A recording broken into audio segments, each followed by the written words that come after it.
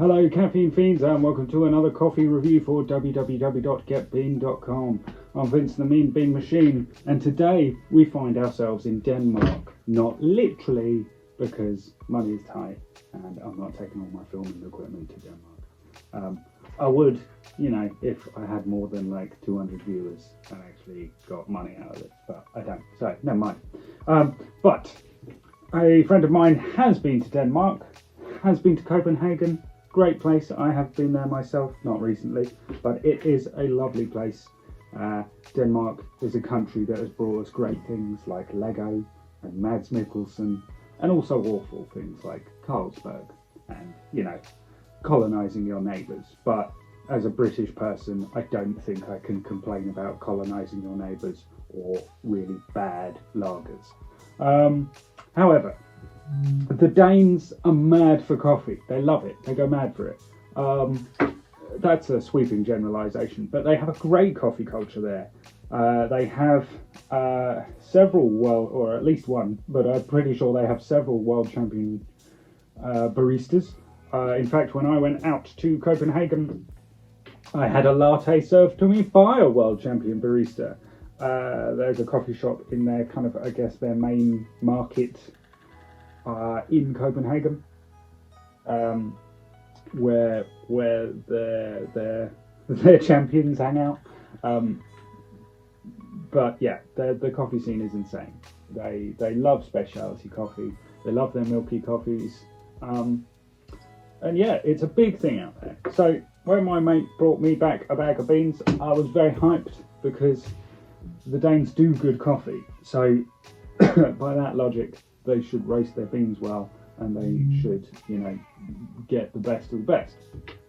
So here we are with Prolog's Oraje. Now, Prolog, as far as I'm aware, is set up in Copenhagen's meat packing district, which is a really cool kind of part of Copenhagen. Obviously, their old meat packing district, but it's become a bit hipster. It's got that hipster vibe. It's a bit like Shoreditch in London, or other applicable areas. Kind of regened for the new era, as it were. And that's where all their kind of cool little pop-ups and start-ups or actually a lot of very successful businesses now are. I don't know if it's still there, but if you're ever out there, I'd just say check out the Bosch restaurant. Bosch as in the old spark plugs, because the electrical company. Because there is a restaurant that is set up in their old spark plug production unit, but they've still got the classic neon sign. It's very cool. Anyway, so Prolog is in that district of Copenhagen, and they are known for doing kind of great coffee. So my mate brought me back Oraje. I don't know a lot about this coffee. He's kind of given it to me, and I'm very excited for it. So, they're known for their kind of distinct, using beans that have distinct fermentations, very distinct flavours. So I'm quite excited about this, just because I think it'll be something slightly different. I haven't been to Prolog myself, so that also excites me because it's something new for me. So what am I expecting? Well, let's read up about it firstly. The tasting notes say apple, orange, caramel, which instantly I'm like, what? Because apple, sweet, crisp, great. Orange, acidic-y, citrus, great. Do the two go together? Not naturally off the top of my head, but whatever. And then caramel, so sweet, syrupy, or caramel-esque. Coats the tongue. But the three, you don't see a lot together in coffees. So,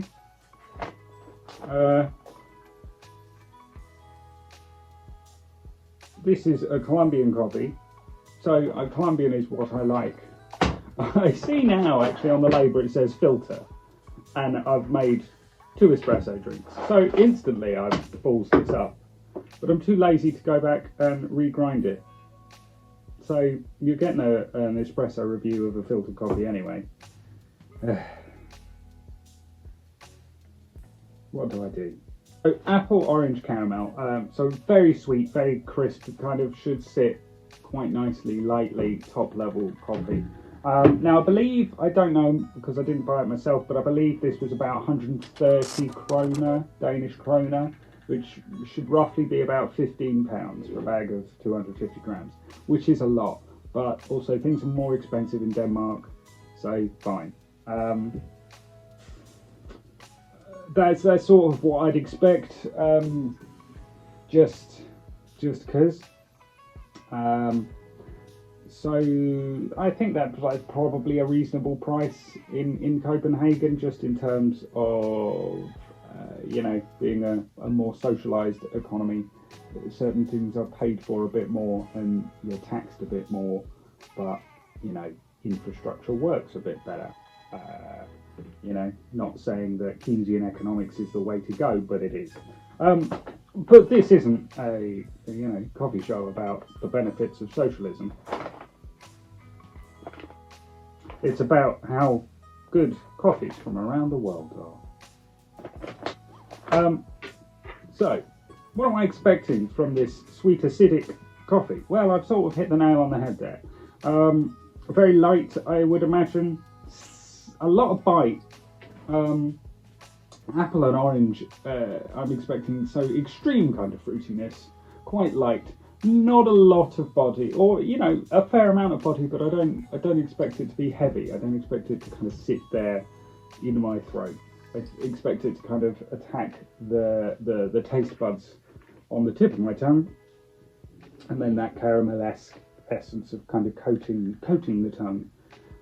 So very sweet. Possibly even a little sickly, who knows. So on the back here, it's just a bit about symbols, what these symbols mean. I think that's just a bit of branding, to be honest. So it's a very fruity coffee from Colombia. Okay, let's give it a go.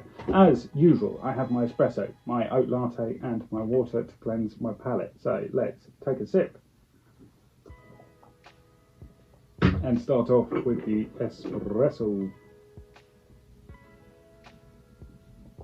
Hoo-hoo! Super biting. There is a real bite straight off the bat. Doesn't catch you kind of at the back of your jaw though. Nice, sits nicely on the tip of the tongue. I would say crisp. Like the apple. The apple is there with a real kind of crunchy crispiness tip of your tongue. Nice. Caramel. Not getting so much, but I guess there's kind of a top note of sweetness that really sits nicely. And what was the other one? Orange. I get it. There is a sort of orange juiciness to it. There's definitely a sharp acidity, but like I say, it doesn't catch you there. It's very much all at the front of the mouth, which is really nice, actually, really interesting. But I would call that more crisp than acidic, which is, much of a muchness, but, just because it doesn't catch you. But that's surprisingly smooth for such a biting coffee. Surprisingly smooth. You don't kind of wince and go, ooh. That goes down really nicely. There's almost a nectariness to it. And yeah, I guess you get that sort of, not acid reflux, because that's horrible, but when you drink a glass of orange juice and then you get a kind of almost a warm feeling down your throat, that because of the acidity, I guess that's there. That's kind of nice and reassuring in a sense. I really like that as espresso. It does say it's for a filter coffee, but as an espresso, that's really nice actually. Yeah. All right, really happy with that. Okay, so what am I expecting from the oat latte? Well, apologies, cleanse the palate again. Me. I would hope more of that caramel-esque flavour comes out. It's too fruity, to really work with milk, so I would want more of that caramel chocolatey flavour to come through. I bet that is a fantastic filter coffee, actually. Basically, just because of the blackness, it works well as a black coffee, as an espresso. So I imagine you lengthen that, so that acidity sort of becomes lengthened and less intense, and that, yeah, will sit kind of quite nicely as a long black. Anyway, I'm rambling. Let's try the oat latte.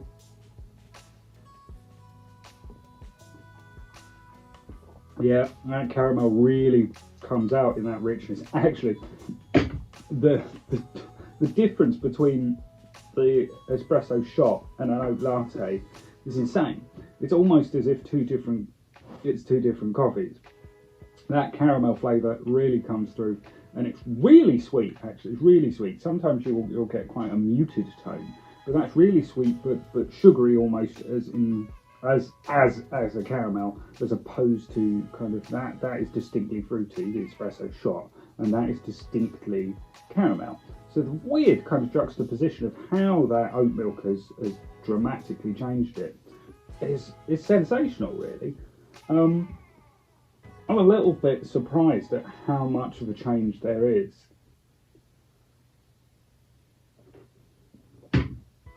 You know, and that was a fairly decent pour of oat milk as well, so I don't think it's you know, dodgy milk affecting that. I think that's really, you know, not dodgy milk, but you know, the change is sensational. So yeah, really like both of those, but they're almost like entirely different coffees.